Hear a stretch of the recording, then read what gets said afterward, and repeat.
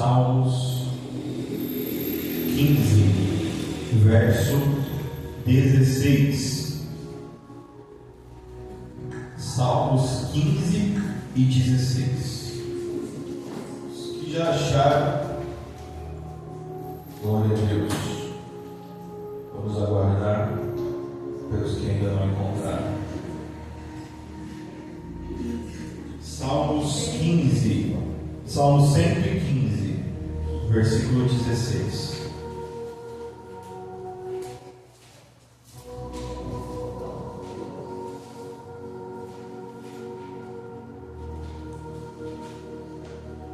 Salmos 115, verso 16, que diz: O céu até os céus são do Senhor, mas a terra Ele deu aos filhos dos homens. Os mortos não louvam ao Senhor, nem nenhum dos que descem ao silêncio, mas nós bendiremos ao Senhor desde este tempo em diante, e para sempre louvai ao Senhor. Amém? Salmo 115, verso 16. Na sua tradução provavelmente vai estar algo assim: os céus são os céus de Deus, mas a terra Ele deu aos filhos dos homens. Glória a Deus. Irmão, esse salmo em especial, ele não tem a definição do seu autor, porém alguns estudiosos, alguns teólogos acreditam que esse salmo ele fora escrito na época do término da construção do segundo templo, quando o povo retorna do exílio da Babilônia, e o Senhor fala pela boca de alguns profetas, um deles o profeta Ageu, ordenando a reconstrução do templo. E as pessoas acreditam nisso porque a linguagem desse salmo é uma linguagem de gratidão. Ele transmite um sentimento de gratidão. Então vamos falar um pouco sobre isso essa noite. Eu gostaria de pensar aqui um pouco com os irmãos como fica o nosso estado de espírito diante de uma vitória, diante de uma bênção, diante daquilo que nós de alguma forma esperamos, temos fé, realmente é algo difícil, tem uma grande possibilidade de não acontecer. Na verdade, a possibilidade de acontecer às vezes ela é quase que nula, mas por causa de um milagre, por causa, a gente entende que de alguma forma espiritual houve um movimento que não é natural e aquilo acontece nas nossas vidas. Então, eu acredito que todos aqui já passaram por algum desses momentos. Claro, a nossa vida em sua maior parte tem muito mais dias de luta do que dias de glória, muito mais derrotas do que vitória. Como eu disse a vocês, eu pretendo pensar sobre isso um pouco aqui nessa noite junto com os irmãos. As nossas vitórias, elas são construídas com derrotas. O material da construção de uma vitória é a derrota. Se nós não prestarmos atenção nisso, nós começamos a nos cansar no meio do caminho. Veja que a Bíblia ela tem um versículo para qualquer assunto. Faz-me lembrar desse momento, um dos profetas, se eu não me engano, Isaías, que diz assim: ele dá esforço ao cansado. Se não me engano, Isaías 42, 1, acho que me falha a memória. Ele dá esforço ao cansado, força que não tem nenhuma, mas os que esperam no Senhor renovarão suas forças, subirão com asas como águia, correrão, não se cansarão, caminharão e não se fadigarão.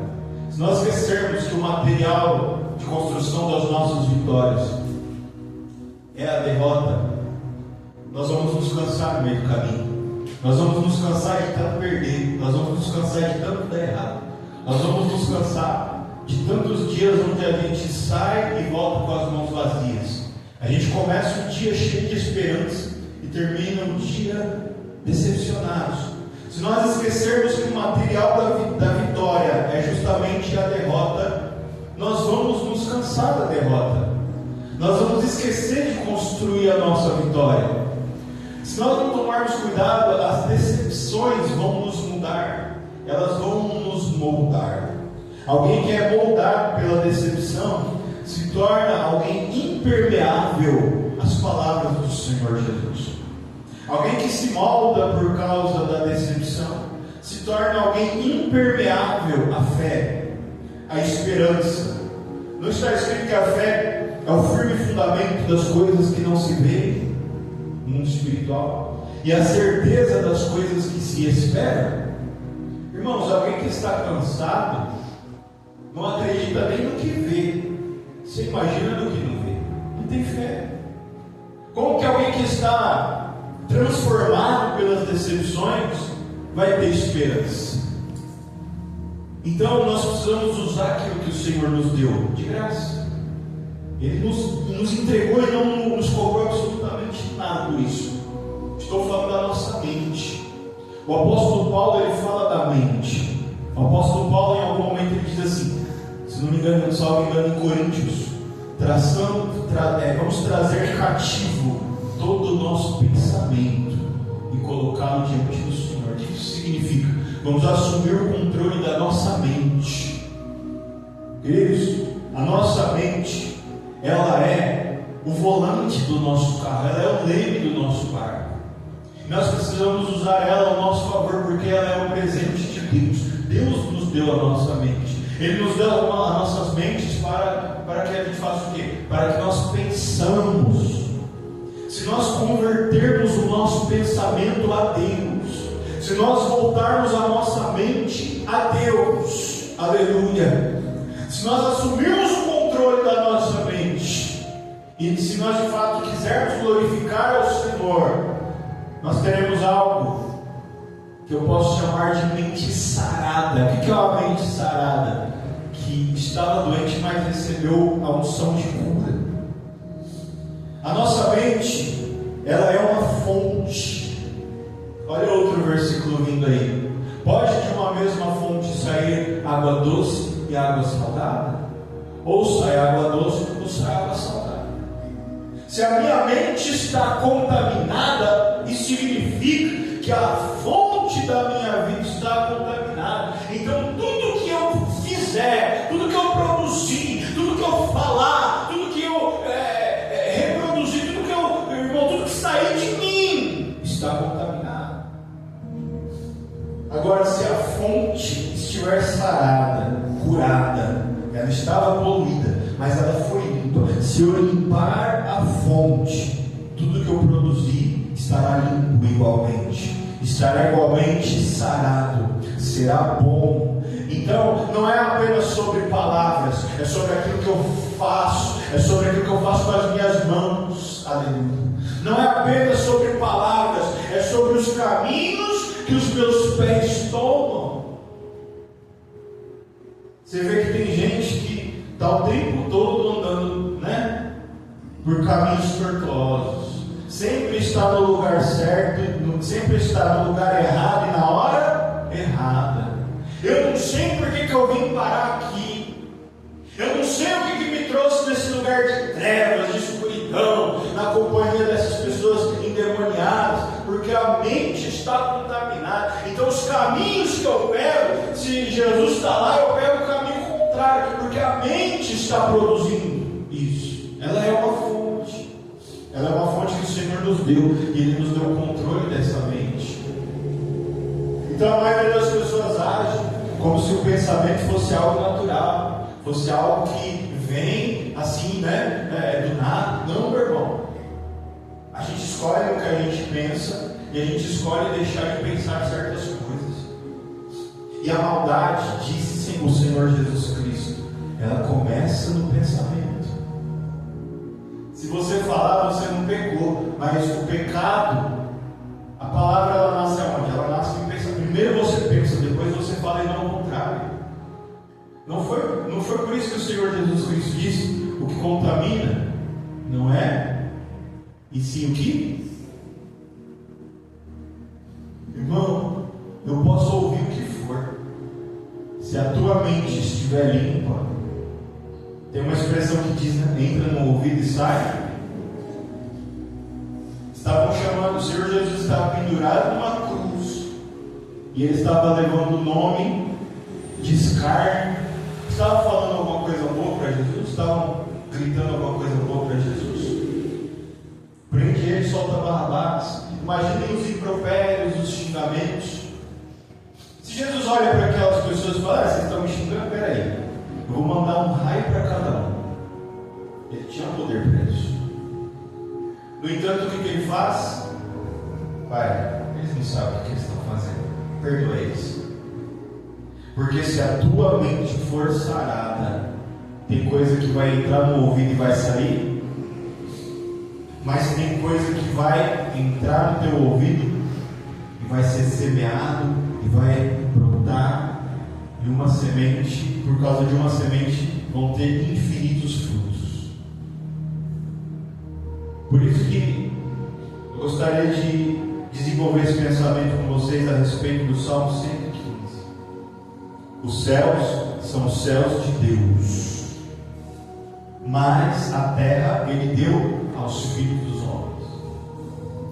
Eu fiz um preâmbulo aqui dizendo que a nossa mente é uma fonte que nos foi dada por Deus e é de nossa responsabilidade. Em resumo, foi tudo isso que eu disse até agora. Por que eu disse isso? Porque existe algo também que Deus nos deu, que só vai funcionar se nós usarmos a nossa mente. O primeiro presente é a nossa mente, é a fonte. E qual que é o segundo presente do Senhor para nós essa noite? A terra. Qual terra? Essa que está debaixo dos seus pés. Um dia Deus, lá no Velho Testamento, no Primeiro Testamento, olha para Abraão e diz assim: aonde você colocar a planta do seu pé é seu, eu estou te dando. Vai para qualquer direção, porque aonde você pisar, eu estou te dando. Você vê que o rei Salomão disse: o fim é melhor do que o começo, porque no começo você não sabe a história, mas na verdade a história ela já está escrita, você só vai viver ela. Quando Abraão começa a andar, a gente lê: vai para uma terra que eu ainda vou te mostrar. O que a gente entende? Abraão, ele saiu e obedeceu a Deus, mas ele saiu sem rumo. Mas olha o que o Senhor está falando para ele mais na frente: aonde você pisar a planta do seu pé é seu. Então não é que Abraão saiu sem rumo, ele já está pisando onde Deus está dando para ele. Abraão saiu sem rumo. Não, irmão, ele não está sem rumo, ele está tomando posse daquilo que Deus mandou ele pegar. Então é tão grande que para qualquer direção que ele for, é dele. Veja que a visão de Deus vai muito além da nossa, porque nós queremos um caminho, nós queremos uma trilha, nós queremos uma direção. Deus está falando: não importa para onde você vá, porque aonde você pisar vai virar caminho. Não é um caminho que tem que existir antes para você andar nele depois. É você que vai fazer o caminho, porque aonde você andar eu vou transformar num caminho. O caminho que você vai andar, Abraão, vai vir Isaac, vai vir Jacó, vai vir Davi, e depois vai vir o meu filho Jesus. Só que aí a gente olha para a história de Abraão e a gente percebe que no começo a gente só tem que obedecer, porque Deus está vendo coisas que a gente ainda não tem condições de ver. Então a obediência faz com que eu ande no caminho de Deus, que é um caminho que eu ainda não conheço. A mesma coisa foi com Moisés. Por que clamas a mim, Moisés? Toca nessas águas. A gente está falando: mas será que Moisés não está entendendo? Será que Moisés... Por que Deus fala assim com Moisés? Porque Deus já fala, a forma que Deus usa para falar com Moisés não é algo assim: ó, Moisés, você está fora do tempo. E é justamente isso. Toca nessas águas. Eu já estou aqui. Talvez qual era a oração de Moisés? Ixi, agora acabou. Eu vi aquela sarça, aconteceu um monte de coisa, as 10 pragas, mas eu acho que era só aquilo. O que Deus está falando para Moisés? Tem mais coisa para acontecer. E se você acha que o que aconteceu foi grande, é porque você não entendeu o tamanho daquilo que está para acontecer. Então, você não tem condições de saber, porque você é pequeno, mas eu sou grande. Então, obedece. E aí ele toca, mas ele não sabe o que vai acontecer. Davi está lá, no caso do pai dele, cuidando da vida dele, cuidando das malhadas, das ovelhas malhadas. Daqui a pouco chega o profeta, vira um chifre de óleo na cabeça dele. Ele sabe o que está acontecendo, ele não sabe, mas Deus sabe. Por isso que eu digo que alguém ferido, machucado e cansado, não pode ter fé. E o que a palavra do Senhor diz? Sem fé é impossível agradar a Deus. Porque se eu não tiver fé, eu não vou andar no caminho. E se eu não andar no caminho, eu não vou chegar a ver aquilo que Deus preparou para mim. Porque é muito maior do que eu possa imaginar. Então, se os céus são os céus de Deus, aí você vê gente que fala que o anjo é assim, que o anjo é assado, que o demônio é isso, que o demônio é aquilo, que a Bíblia está falando. Os céus são os céus de Deus. Se é de Deus é o quê? Mistério. Ele revela o que Ele quer para quem Ele quer. De vez em quando Ele fala assim: olha, dá uma olhada aqui para você ter uma ideia. Não foi assim que Ele fez com Elias e Eliseu? A palavra vai dizer que os dois estavam andando no caminho. Irmão, eu cresci ouvindo e eu já preguei errado. Que veio um carro de fogo e levou Elias. Não foi. Está escrito que os dois estavam andando no caminho. Veio um carro de fogo, puxado por cavalos de fogo, passou no meio dos dois e separou os dois. Depois que veio o carro de fogo, veio um redemoinho e Elias subiu no redemoinho. O carro de fogo veio só para falar assim: ó, é assim que é o céu. É desse jeito aqui, para vocês terem uma ideia, é o que dá para mostrar. O Senhor falou para Moisés. Moisés falou assim para Deus: eu quero ver a tua face. Moisés, não dá. Se eu te mostrar a minha face, você morre. Então entra na fenda daquela rocha, porque eu vou passar e você vai ver as minhas costas. Por que Deus faz isso? Porque tem coisa que ainda não dá para ver. Glória a Deus. Porque os céus são os céus de Deus. A palavra do Senhor diz que Jacó deitou no deserto e adormeceu fazendo uma pedra de travesseiro. E quando ele pegou no sono, ele viu uma escada gigantesca. E nessa escada anjos desciam e anjos subiam. Mas a palavra não diz que ele via aonde dava a escada, nem porque a escada estava ali, e nem o que os anjos estavam fazendo. Deus só estava mostrando: olha, eu sou Deus, eu estou aqui. Não importa se é deserto, tudo aqui é meu. Glória a Deus. Porque os céus são os céus de Deus. O apóstolo Paulo disse assim: eu fui elevado até os céus, e lá vi coisas inefáveis, das quais não se é lícito falar. Os céus são os céus de Deus. Nós temos muita curiosidade, mas o que a Bíblia nos diz, nós podemos entender. Nós ainda não estamos prontos para ver o que tem lá. Irmãos, eu estava até pensando sobre isso ontem. A nossa mente, eu comecei a pregação falando de mente. A nossa mente, às vezes, para a gente poder entender as coisas, ela fica tão contaminada que a gente precisa da Bíblia para limpar. Quantos ouvem que eu estou pregando aqui? Porque se você pensar no anjo, o que vem na sua cabeça? Não precisa responder, só pensa no anjo. Não é um nenenzinho pelado com duas asas nas costas? E uma fraldinha assim enrolada? Sim ou não? Você sabe quem é o autor dessa imagem? O nome dele?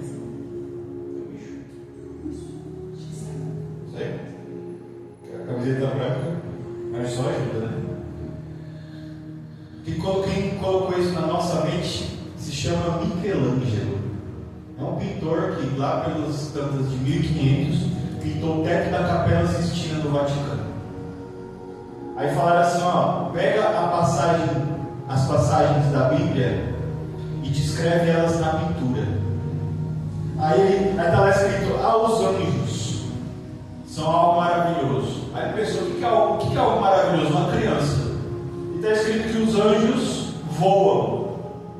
Então ele pegou uma criança e pôs duas asas numa criança, porque é a imaginação dele.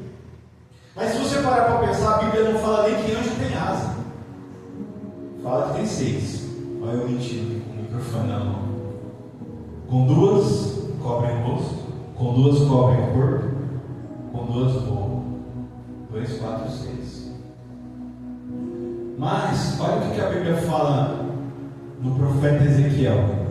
Que um anjo, ele tem uma imagem monstruosa, algo, meu irmão, terrivelmente medonho, que se qualquer um vê a verdade do que é um anjo, possa que essa pessoa, meu irmão, não sei o que acontece, se vai ter um infarto, se vai sair correndo. Porque como que Ezequiel descreve ele descreve como aquelas criaturas que ele vê. É olho por dentro, olho por fora, 4 cabeças, roda no lugar das pernas e faz barulho de água, e faz barulho de trovão, e o vento sopra quando eles andam e eles pegam fogo.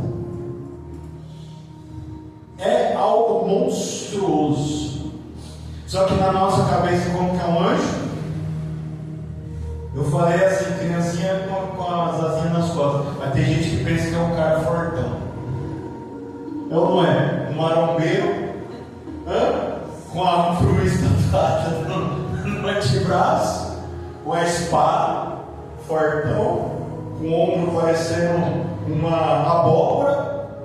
E quando ele vai falar, ele fala assim: é o anjo do Senhor. Não, irmão, olha como a nossa mente está contaminada. O anjo, ele é um monstro, é uma figura feita para triturar demônio. É só isso que o anjo faz. Quando fala, ele tem uma espada desembainhada, flamejante de fogo na mão, passando a espada para tudo que é lado. Irmão, se Deus fala mata, o anjo não fala assim: ah, Deus tem dó, não. Ele vem. Está escrito que o Senhor mandou um anjo desse, triturador de demônio, e matou um exército de mais de 100 mil homens de Senaqueribe de madrugada. Um anjo. Quando o rei olhou pela janela de manhã, meu irmão, aquilo parecia uma carnificina, era a cabeça separada do corpo desmembrado, a coisa mais terrível do mundo. Isso é um anjo. Glória a Deus. Então os céus são os céus de Deus, coisas inefáveis que nós não conhecemos e ainda não estamos prontos para conhecer. Mas o que diz o Salmo 115, versículo 16: mas a terra Ele deu aos filhos dos homens, então ela é nossa. E por que Ele nos deu? Para que nós cultivemos a terra e para que nós prosperamos sobre ela. Glória a Deus. Então a gente vai pegar tudo que Deus nos deu e nós vamos usar para honrar aquilo que Deus nos deu. Então, enquanto você está aqui nessa terra para construir, enquanto você está aqui nessa terra para crescer, enquanto você está aqui nessa terra para trabalhar, Deus é com você, porque o plano de Deus é que os filhos dele prosperem sobre essa terra. E quando eu falo de prosperidade, irmão, dinheiro, ele vai ser uma consequência da consequência, porque antes, qual que é a vontade do Senhor? Que você cresça em graça, que você cresça em misericórdia, que você cresça em poder, que você cresça em evangelho, que você cresça como ser humano, que você deixe de ser alguém que precisa de ajuda e comece a ser um ajudador, que você deixe de ser um necessitado e se torne um guerreiro, se torne um mensageiro do Senhor Jesus Cristo, se torne um soldado das fileiras do exército de Deus. Deus tem para você que você seja um construtor, alguém que chega onde tem destruição, escombro, e onde não tem nada, e aí você começa a erguer, você começa a edificar, você começa a construir, e Ele quer colocar em você o espírito de Isaac. Aleluia. Glória a Deus. Quem é Isaac? A gente fala de Abraão, a gente fala de Jacó. Quem que era Isaac? Isaac era alguém que andava no deserto, igual o pai dele. Aí ele falava assim: olha, estou cansado. Parava no meio do deserto e falava assim: ó, cava aqui. Mas cava o que, Isaac? Só tem areia, então no deserto. Não, cava aqui. Irmão, não cavava 3, 4 metros, a água jogava para cima. Aonde ele parava e aonde ele dava a ordem, Deus fazia brotar água no meio do deserto. É assim que o Senhor te chamou. Essa é a unção que Ele quer te dar. Todo mundo vai dizer: não vou para lá, não tem nada, lá tem um deserto. E aí você ouve a voz de Deus: vai lá, porque eu vou te encontrar lá. E eu vou prover tudo que você precisa lá. Porque todo mundo quer crescer aqui, aonde está todo mundo se degladiando, aonde está todo mundo brigando por uma gota d'água, aonde está todo mundo saindo um tapa por causa de um pedaço de pão. Mas eu vou te levar lá onde não tem ninguém, porque lá eu escondi uma riqueza, e essa riqueza está reservada para aquele que tem fé. Porque a terra Deus deu aos filhos dos homens. Eu tenho ainda alguns minutos para te contar uma história que vai ilustrar a mensagem que o Senhor tem para nós sobre o Salmo 115, versículo 16. A palavra do Senhor fala sobre, irmão, se eu errar é porque a memória falhou. São 3 leprosos.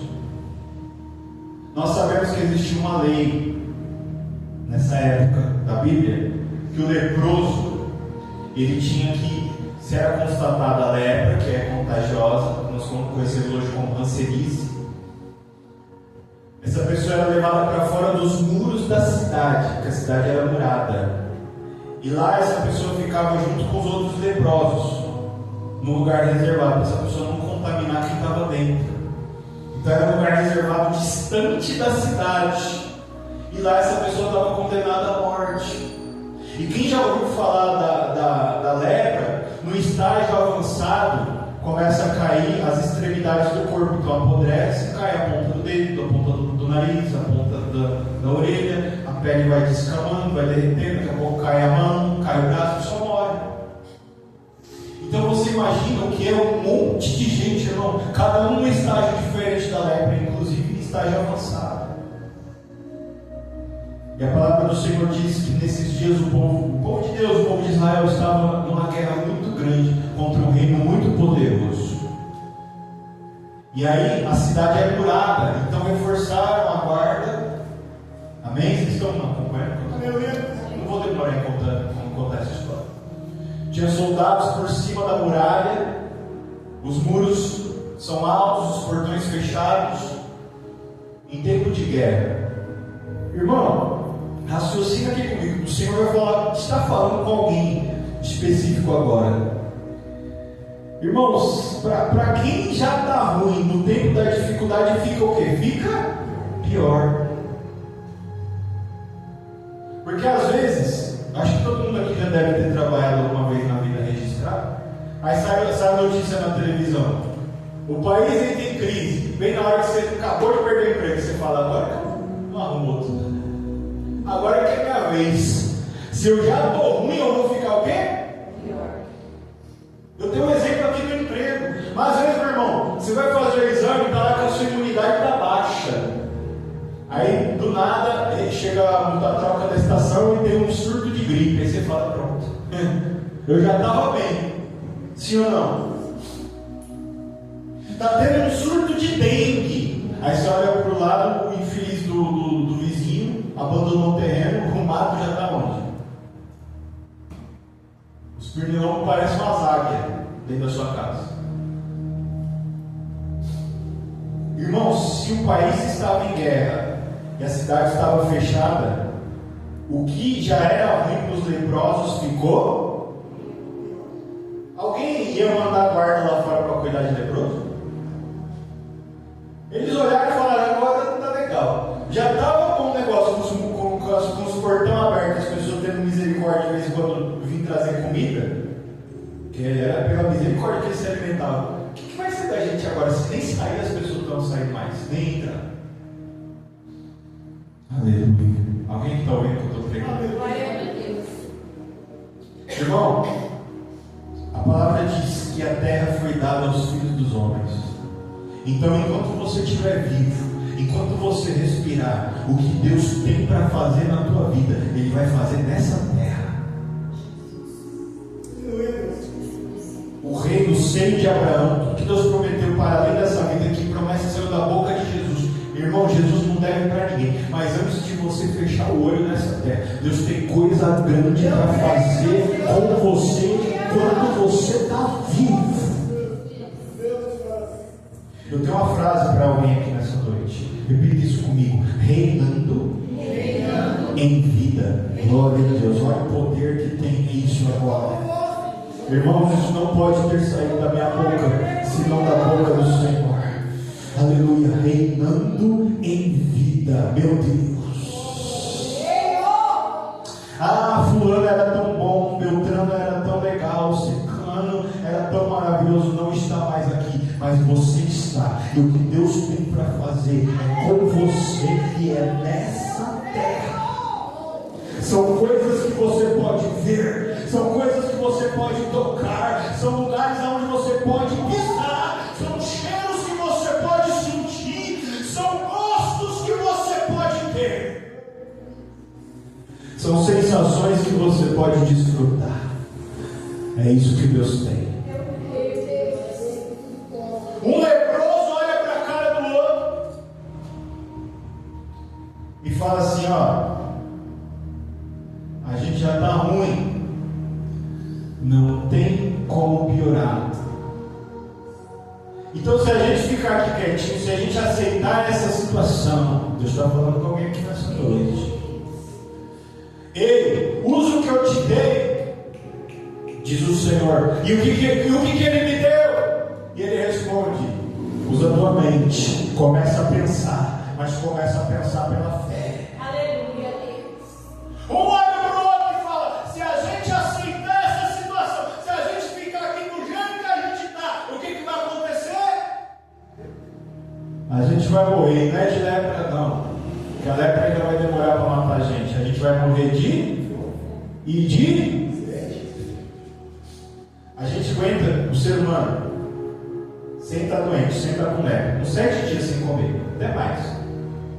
Agora sem água, irmão, com 24 horas você já está ali, um olho aberto, todo fechado. Um olhou para o outro e falou assim, o portão fez assim, ó. Um olhou para o outro e falou: se a gente ficar aqui, não. Acabou.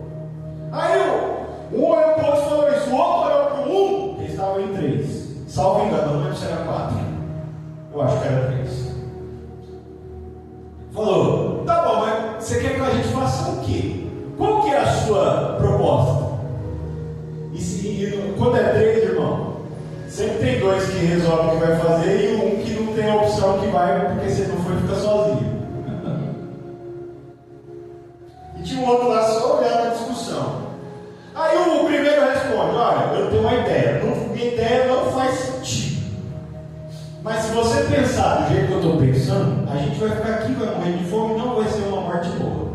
Então vamos, me ouve pelo menos. Tá bom, o que você acha?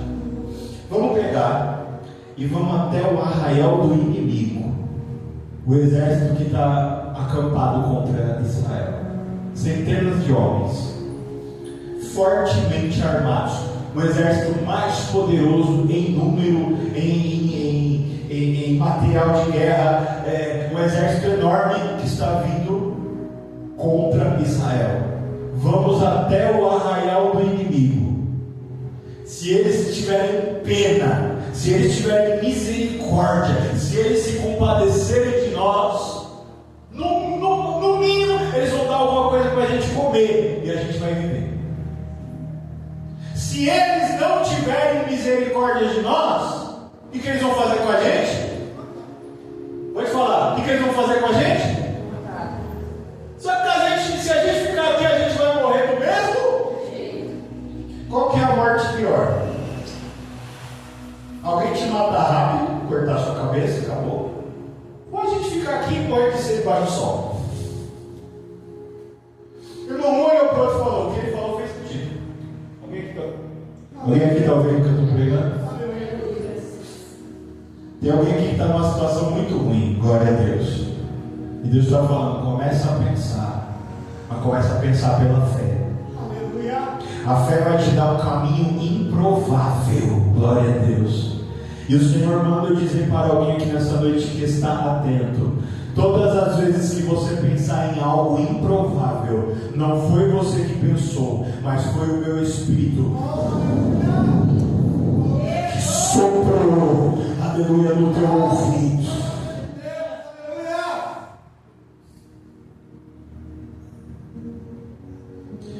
Quase sempre Deus vai te colocar em ação, uma ação improvável, glória a Deus, que depende, você vai depender de Deus para fazer, mas Ele vai te honrar, glória a Deus.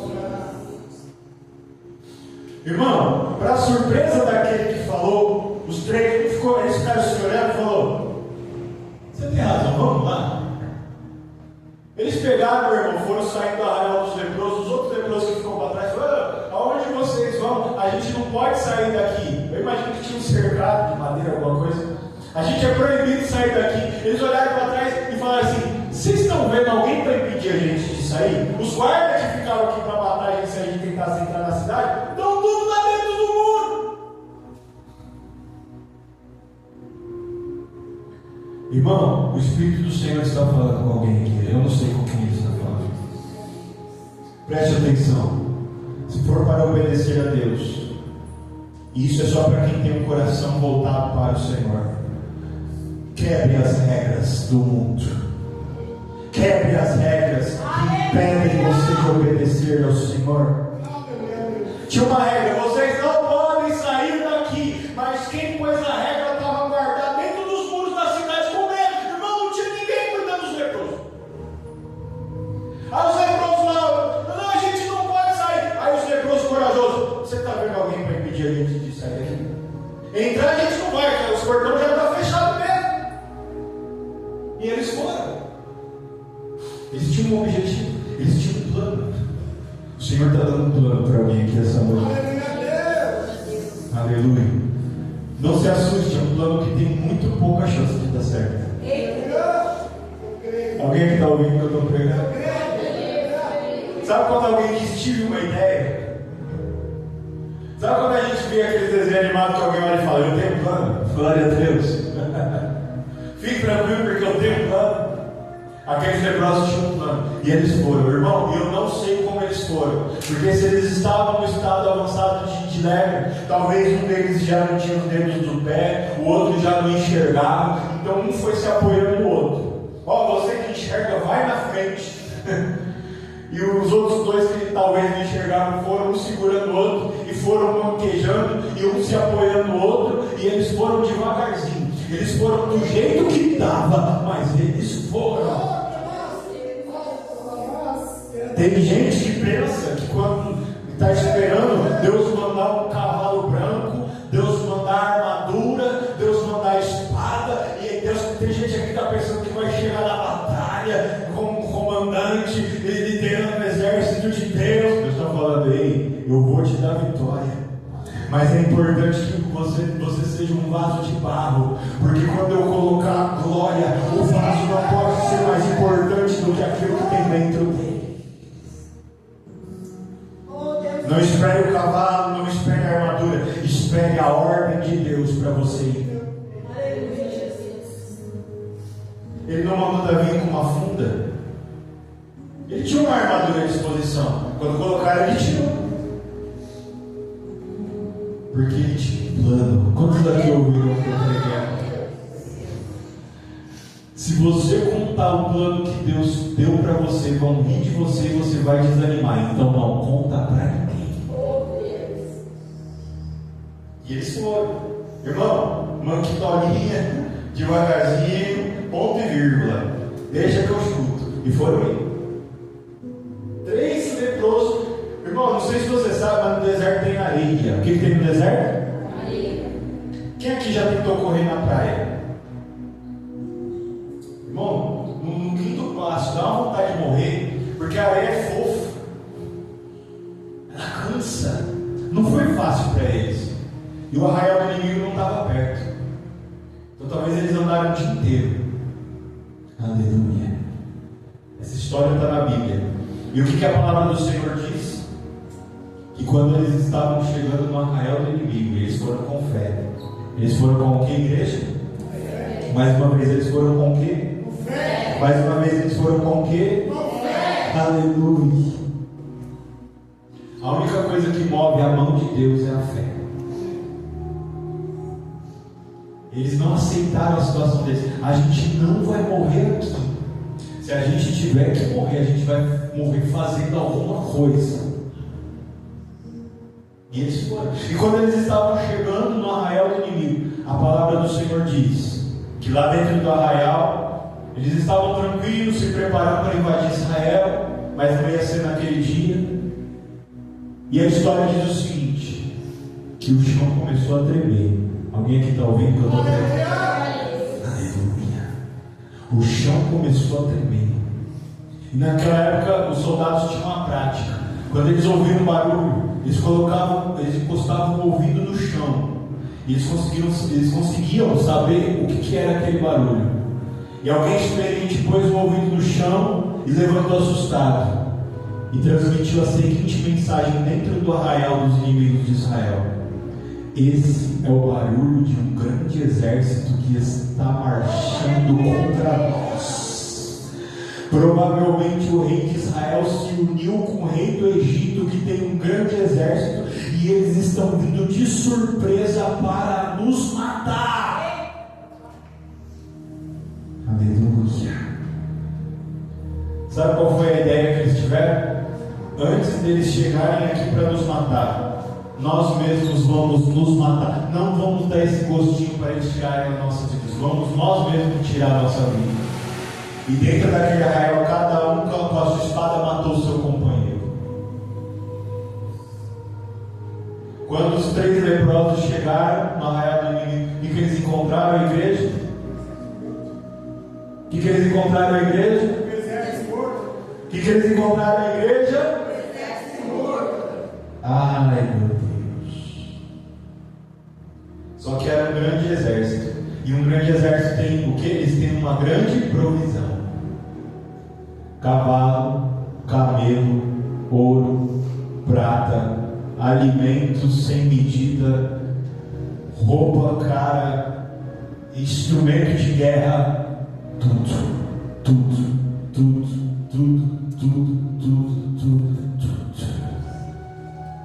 Aqueles homens entraram e começaram a andar pelo meio daquele arraial, começaram a matar sua fome, começaram a matar sua sede, e começaram a dizer para o outro: ainda bem que a gente veio, ainda bem que a gente não aceitou a nossa sentença de morte naquele arraial, naquele cercado. A palavra diz que eles foram curados da lepra, não fala, mas fala que eles viveram o melhor dia da vida deles. E depois que eles comeram, depois que eles beberam, depois que eles mudaram as suas vestes, irmão, cada um montou um cavalo e disseram para os outros: vamos voltar para Israel, vamos dar a notícia, porque Deus nos salvou e salvou aquele povo pela nossa mão. Porque a terra Ele deu.